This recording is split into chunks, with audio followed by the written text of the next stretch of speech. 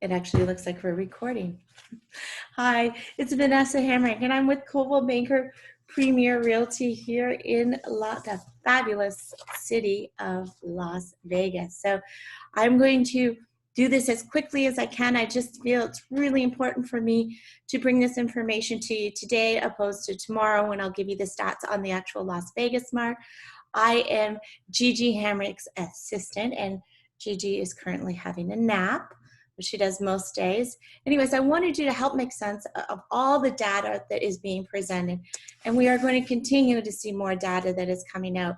So really, what I want to express to you, homeowners equity. So let's take a look at that and why experts are seeing this has the guiding star, the spark in today's housing market. Despite all the fear and uncertainty, there are many reasons why we won't see a significant number of foreclosures like we did in 2008. The amount of homeowners today that have at least 60% of equity is a leading differentiator in this current market. In fact, 42.1% of homeowners today have 100% equity. Let me repeat that. 42.1% of homeowners have 100% equity. Take a look. You can see it. It's broken down here. 42.1% have 100% equity, and as you can see, we move around the chart here. 16.6 right there have anywhere between 60 and 99%. So we see the strength in the current market today with it all being in homeowner equity. Equity. This amount of equity has not been seen in the past, and it is a great spark giving us hope for the future. What's going to happen with all of the job loss, and how is it going to affect the housing market? Is it going to affect a wave of foreclosures? Well, let's take a look at a breakdown of this pie chart, as I was just currently kind of jumped ahead of myself with this, but currently saying that as this breaks down, you can see the percentages of how many people in our country have equity. Now that is absolutely unbelievable numbers. So I gotta stop saying so much. So. That's why we look at equity as a guiding star and all this, and a spark, and why we don't believe that there will be a foreclosure crisis as it was in 28. And people are not walking away from this significant amount of equity in their homes either. What's important to note is the strength of equity in the market today. At 58.7 homes have 60% equity. 42 are free and clear of their mortgage, and the average amount of home is 100. Let me see, where's my other graph? Here we are. There we are, 58 of all homes here in the United States of America, at least 60% equity, and it breaks down. 42 are free and clear, and the average equity the actual home has is 177,000. That's a lot of equity cash that you could use for so many reasons. Now I need to pick up my pace here. Now let's transition this whole conversation. Let's move on to what's happening on Friday when the unemployment report, and that's Friday, May 8th, the unemployment report will be coming out. Now I have another chart here.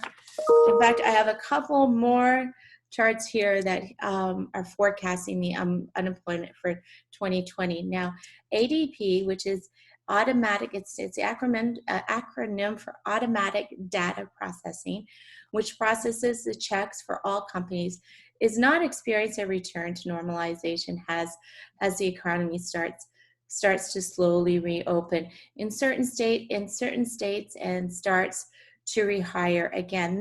So they are expecting a return to normalization.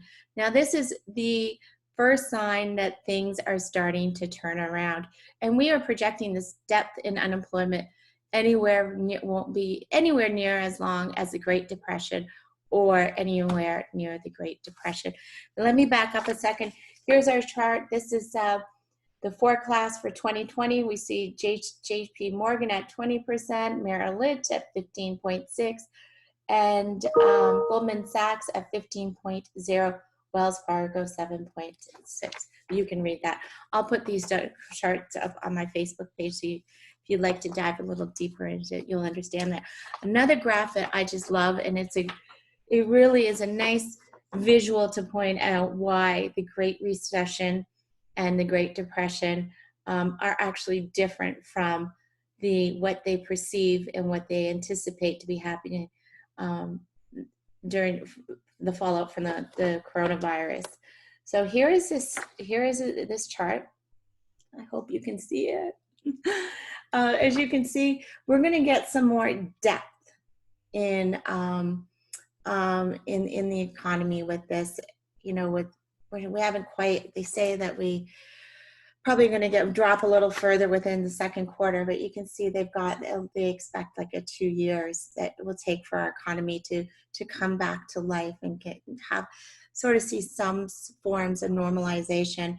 And then you can see here it took 9 years with the Great Recession in 2008 and 12 years. So they are not anticipating, they're not anticipating this length in our economy for unemployment rates to last any further. So it's important to see the difference in today with how 2018 and the Great Depression, and how this data that I'm presenting to you and sharing with you, as I believe, as I said at the beginning, it's like my moral imperative. I get this information out to you so that you can help you to understand that, because there is going to be a lot of negative and a lot of information coming through you through the headlines in the press. So I want to make sure you've got it, you're dialed in correctly. So please reach out to me directly with any further questions. My information is just below. In the meantime, be healthy, be safe, and most of all, be happy. Enjoy this time. Enjoy every day. All right, that's it from Vanessa Hamrick, Coldwell Banker Premier Realty here in Las Vegas, the fabulous Las Vegas. Bye, everybody.